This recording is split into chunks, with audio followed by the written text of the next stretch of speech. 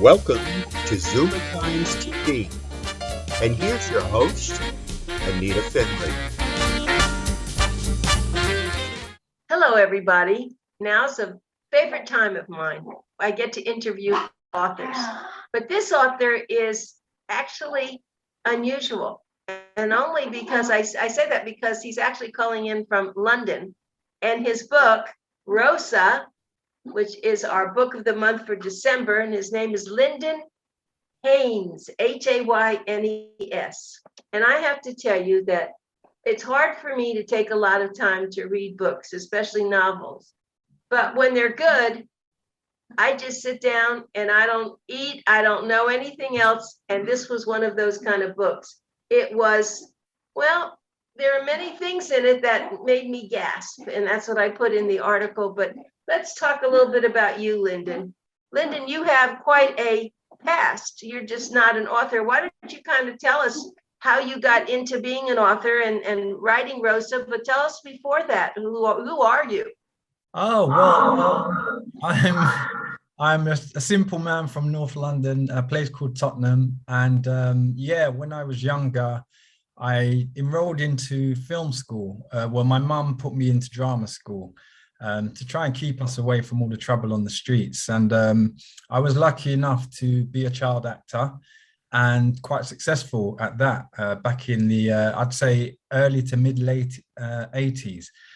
And I was fortunate enough to do a few television series and programs when I was about 13, 14 and 15. And one of them culminated in the actual program winning a BAFTA. And also I did some theatre. I did Bugsy Malone in the West End and things like that. And I literally did that till I was about 16.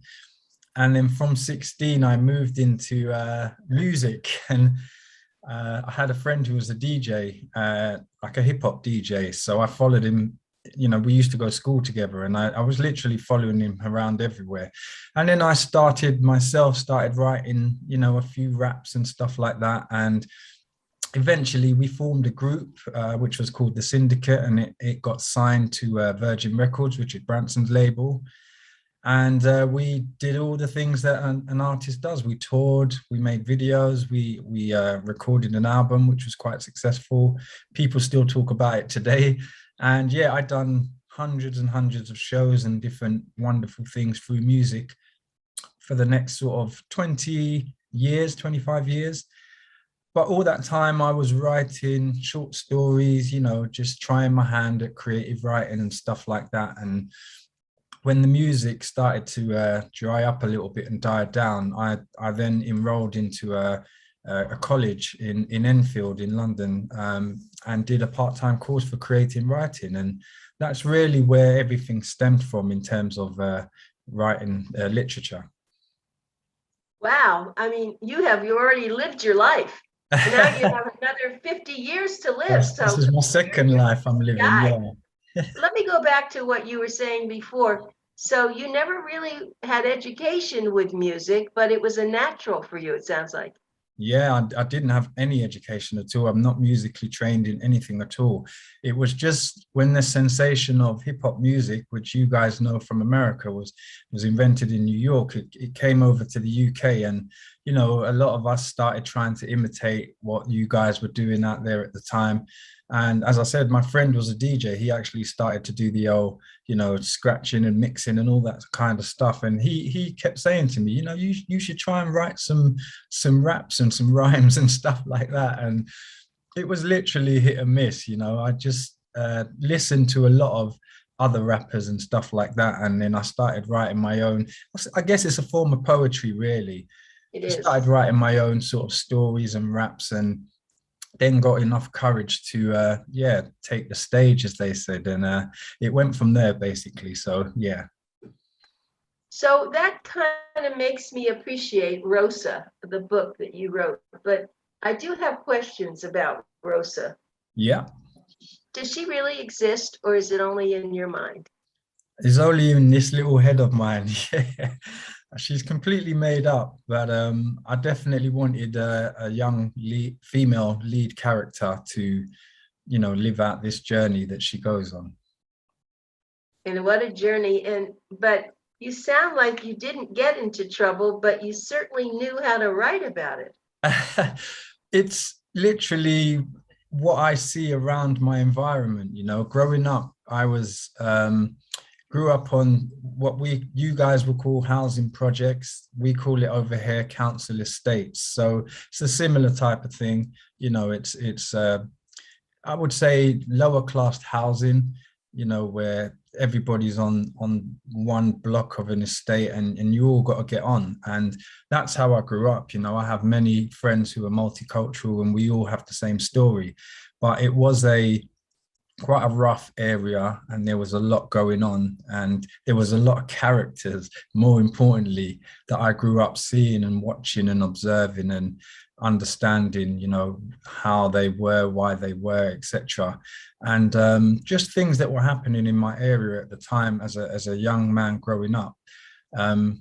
All of that stuff I've seen, I've experienced. I wasn't particularly a bad person, but I knew a lot of people who unfortunately fell into that kind of bad sort of world and criminality and stuff like that. But I always had distractions, which was my acting and the music, and that kind of took me away from all of the troublesome side, but it was around me. So I really wanted to, I want to reflect that in my writing. So it gives me an essence of the arena that I want to set my stories in. I think that's important. Yes. And do you have brothers and sisters? Yes, I have. I'm the middle one. I have an older brother, younger brother, and a younger sister. Right. And you see, I thought that was important because in your book, of course, there are two brothers and one sister, but they one is very cruel. The other one is just a follower. But Rosa has a spirit that nothing can take away from her. That's what I was so impressed with. She went through a lot of bad times, and you were able to keep her spirit there all the time in your writing, which is it's not easy to do that. Yeah, so first of all, I kind of based loosely the story on the Cinderella fairy tale. In terms of having the ugly sisters, I wanted to have two ugly brothers, which were, kind of like a flip on Cinderella. And, even with Daniel, the Prince Charming character, who comes into her life. But the main thing for me was to invent a character that was strong inside and was able to find her identity through her journey. And they were all suffering with grief, the brothers and her. But she had a vision, she was a bit of a fantasist, as you've read, she had this world inside her head that she'd always dreamed of, and she was determined to get there. And I wanted that to be like a thread throughout her journey, that she had that determination. She wanted to be an individual. She wanted to be identified as who she was, not for what everybody thought she was, especially her brothers. And it was really, again, about growth as well, about her own growth, like all the things that were because the characters started out as young children, That's and right. I'll tell you what it did. It was almost like you were a psychologist for me, because I got to thinking about things. It's so easy for us, especially now with the shooting that we're seeing and all the, the misery, that it really starts from the early years in their family. I mean, these two boys, I don't know what they were like before, but I guess once you're in a situation that is so devastating and so horrible, it does something to your mind. Yeah, it changes you. And that's trauma, people grow up with trauma in their lives and it changes their character. They probably didn't start off like that. None of us do we? We're all innocent children when we start to grow up, and then we experience things in life which kind of shapes us and shapes our character. And that's what I wanted to portray. And grief was the main thing that I think triggered it for her brothers, Jesus and Dani, because their parents died at a young age, and it was a traumatic experience that they all went through, and they never really quite got over that because they got shipped to England and they didn't really have time to mourn. So they were all really grief stricken. but didn't know how to deal with it. So it came out in other ways. Aggression, you know, Dani being lost, Rosa being sort of inhibited person, and just really pining for their parents, but all in different kind of ways. And I guess we're all a little bit like that, because life does shape you. I'm going to ask you to read something from your book, but before I do, I want to tell you that I really liked something a lot.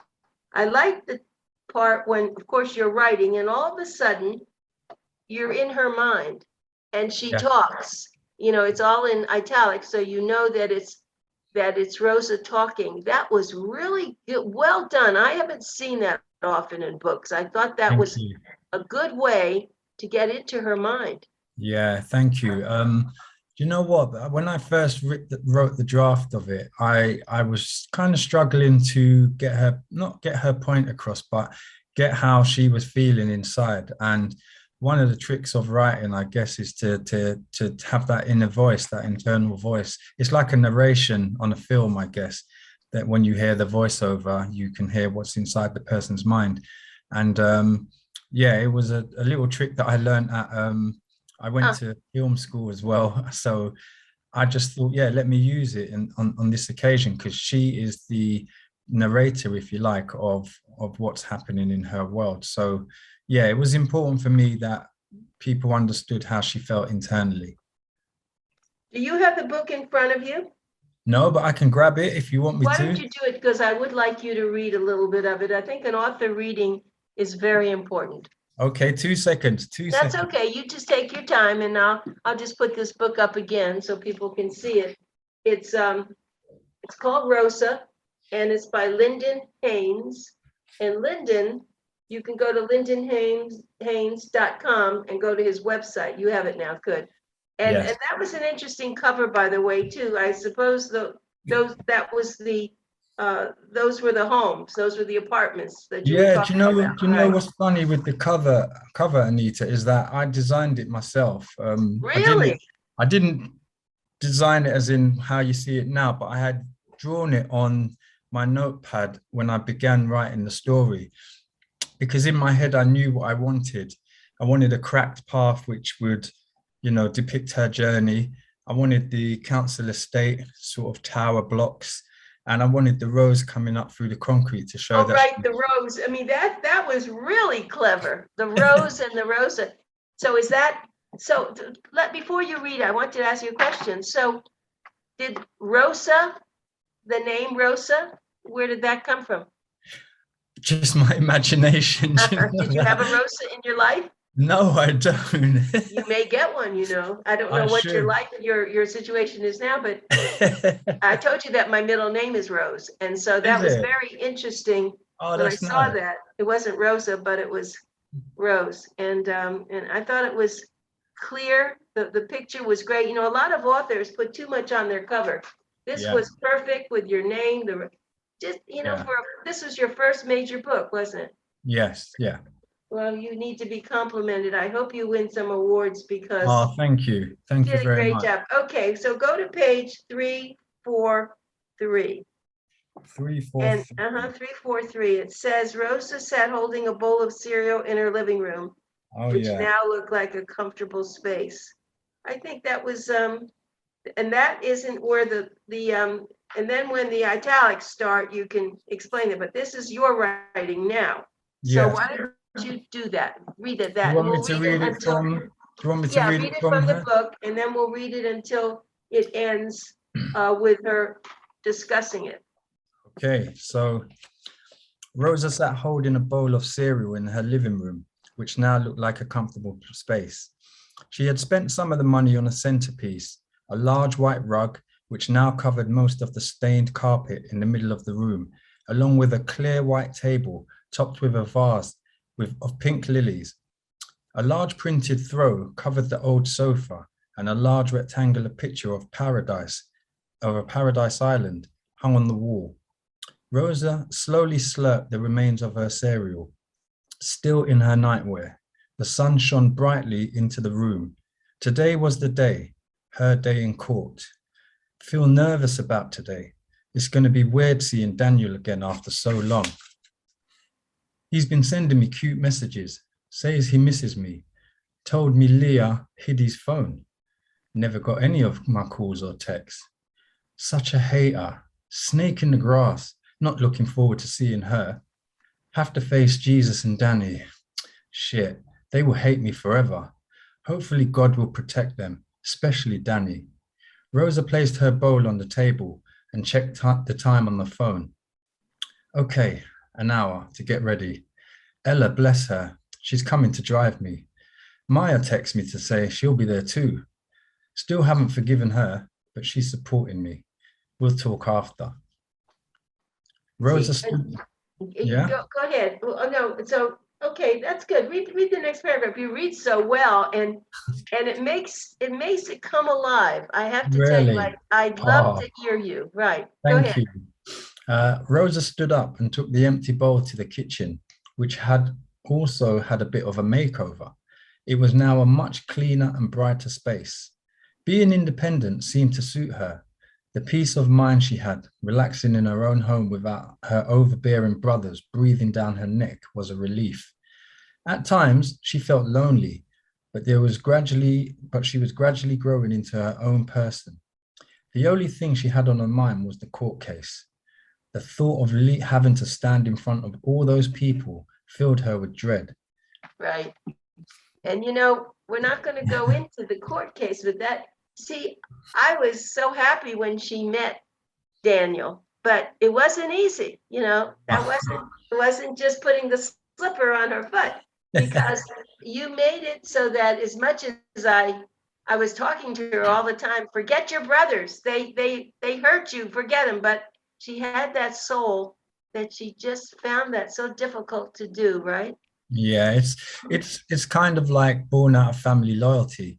And I guess we all know the saying, blood is thicker than water, but at times you have to cut that off, and it is difficult to do so. But I think the character she became is a determined person. And once she had a taste for the life that Daniel had opened her world, she didn't want to go back. And it was really hard for her to do so, as you know later on in the chapters, that she had to go back at some stage, and also to face them in court after what they did, which I won't give any spoilers away for those who are watching. But yeah, that was a difficult thing for her. But I think it was also a turning point, because she had to be strong for herself at that point. It wasn't about anybody else. She had to make that choice. And that's one of the things I wanted to mention, is that I really wanted to put her in positions where she had to make choices. And all of the choices that she made had an impact on somebody's life in some way, shape, or form. So I think I kind of did that, and I'm happy that she came across the way she did. So when you were writing this, did you know where you were going when you first started writing it at the end, or is that a big surprise to you too? Always a big surprise, Anita, when I write. Do you know what I do? I have a process where I kind of think it through before I even put pen to paper. But I know what kind of journey I want to send each of the characters on. And then I'm really specific. I have a notebook here. I'm sitting at my desk, and I would literally write out the scene with a pen and paper. And I'll write out the whole chapter, and then I will really connect everything that I want to connect. And then the creativity comes, because at least then I've got a structure of what I want to happen. How it happens, it just happens when I start typing on the laptop. But at the beginning, I knew I wanted to create as I said, a sort of immigration stroke Cinderella story, because important with the immigration, because I think everywhere, as you know, in the world, people are trying to escape traumatic places, and they end up somewhere which is really foreign to them, but at least it's somewhere they can start again. And that's the kind of position I wanted to put Rosa in. And it kind of mirrors what's happening here in London today, in England, in the UK, in America, and other places around the world, where there are real people that come to a different culture, a different place. They don't know the language, they don't like the food, they don't, know how to get from A to B. and they have to really figure it out as they go along. And that's kind of what I wanted the whole story to be about. But I also wanted some romance, because people always think it's always bleak, and it's not. There is a lot of love, and I am a bit of a romantic, and I know that also a lot of female readers out there enjoy stories where there is a little bit of romance, and they're really rooting for somebody to have a happy ending. So that's kind of where I wanted to go with it. Not everybody has that Prince Charming that that was in this book. It was beautifully done. But you don't have, in your mind, there's nobody in your life situation where this has occurred. Does somebody like that has met someone like that? Is this strictly just made up? It's strictly made up. I mean, it's not a unconventional formula. It's like we see it in the movies and stuff, like Pretty Woman, etc. Somebody Right, said right. somebody I've said seen to that me, so many times. That's my favorite exactly. movie. Yeah, but somebody said to me it's like a ghetto version of Pretty Woman, and I said, well, I'll take that. It's fine, because that's what I wanted. I wanted to have the contrast of it being really gritty in one sense, but in another sense we're taken away to a place where everything is nice and happy and fluffy and very like we can all fall in love with what's happening. And I think that's important, that we have those relationships, because she was looking for somebody and he inadvertently found her. But if you look at his world, even though he was successful and doing really well, he was still quite a lonely guy. He wanted to have somebody to share everything with. So that's kind of the premise where I wrote him in there. Yeah, and he was patient, and he had very, very good instincts, and that was a good thing. Well, talking about, before, I don't want to end yet, her brothers were at least Jesus was pretty strong. Dani was I really liked him, and I kept saying to him, don't follow your brother. He didn't hear me. But Jesus, or Jesus, I guess is the way you, I don't know, Jesus. Jesus. Yeah, he just was tough, and the way he treated his sister, and of course Dani had to just go along because he knew that he'd be hurt also. That's survival. Yeah, I think for Jesus, or Jesus, however you want to say it, I think for him, he didn't really have a brain in terms of intelligence. He's not emotionally intelligent at all. So the only way he can deal with things is just by expressing anger and dominance, because I think for him, that's what he believes needed to be done at the time. For Dani, and it's really interesting you say that, because a lot of people have come back to me and they say, I love Dani's story. I love that character, because he was a lost little lamb, really, in a world that he was just looking up to his brother as a role model. And what a role model. He was a really negative role model, but he didn't really have his say. And he kind of went along with everything. And you can see the relationship he tried to have with Rosa, but he was too scared to really be that brother that she needed, only when obviously Jesus was not around. And in the end, for him, he his fate was sort of sealed. And it was the development of the characters is a very difficult thing in a book, but if you don't do that, then it's just reading words. But as you did, and I appreciated it, I really did get into them, and I talked to them. So they really were real. Thank you. I was so very glad you angry enjoyed at it, Jesus. I'm I so said, how glad. could you do that? I wanted someone to kill him. I was very, I really did. But he got, in the end, who won't tell what happened, but I really wanted him. I thought he was merciless, and he was, what all those things were. But that's why it surprised me that you haven't gone through any of that, and yet you were able to write that so succinctly. I guess you've seen enough movies and read enough other books that you picked up on it. Yeah, and I as I say, I'm a people observer. I see a lot of things, and I watch a lot of people, and I understand emotions as well, you know, whether they be good or bad. You know, I've seen a lot of angry people in my life, you know, for whatever reasons, not angry at me personally, but just in general. And I see the way that, you know, people react to things, and maybe don't understand how to react to things. And I think I try to put that in my characters as well. One thing I will say to you, and I'm really happy that you mentioned it, I'm so glad that the characters were evoking, you know, emotions from yourself, you know. And Oh, yes, they were evoking, yeah, and you know, it's interesting. I usually, as I said at the beginning, I usually breeze through things because I have a lot to review, but yeah, this really caught me. I couldn't, and I gave up doing some things I should have done because I really wanted to read the book, and yeah, and I'll tell you again, I'm repeating it. I love the way that you let her talk to us, you know, about what yeah. her feelings were. That was very clever. It was a good, I don't know, is there a word for that in writing? That, I mean, I guess not. Is I there? think they just call it her inner voice or something like that. Oh, okay. But yeah, it's her So thoughts. I want everyone to know this is we're talking about the book Rosa. It's a novel, and let me see how many pages. It's four. Let's see, it's big. It's 421. So it'll keep you busy, but it'll go very quickly. Take Yeah. it with you, and you'll forget your troubles, and you'll find somebody else's troubles, and then if there is a happy ending, I will say that. This is Lyndon Haynes, and Lyndon is calling in from London. And you can get the book at lyndonhaynes.com or go to amazon.com.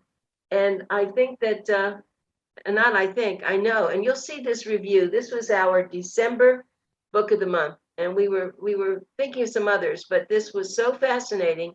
I said, let's do this for our December book of the month. And and their magazine's just coming out, but you can go buy the book now and read it. And it's a great gift because it's sizable, you know, and the person you give it to will appreciate it. Thank you very much.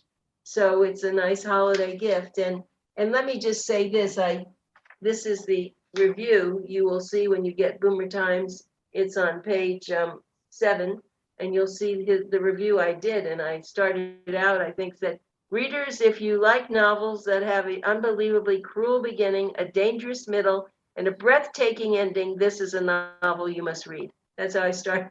Fantastic.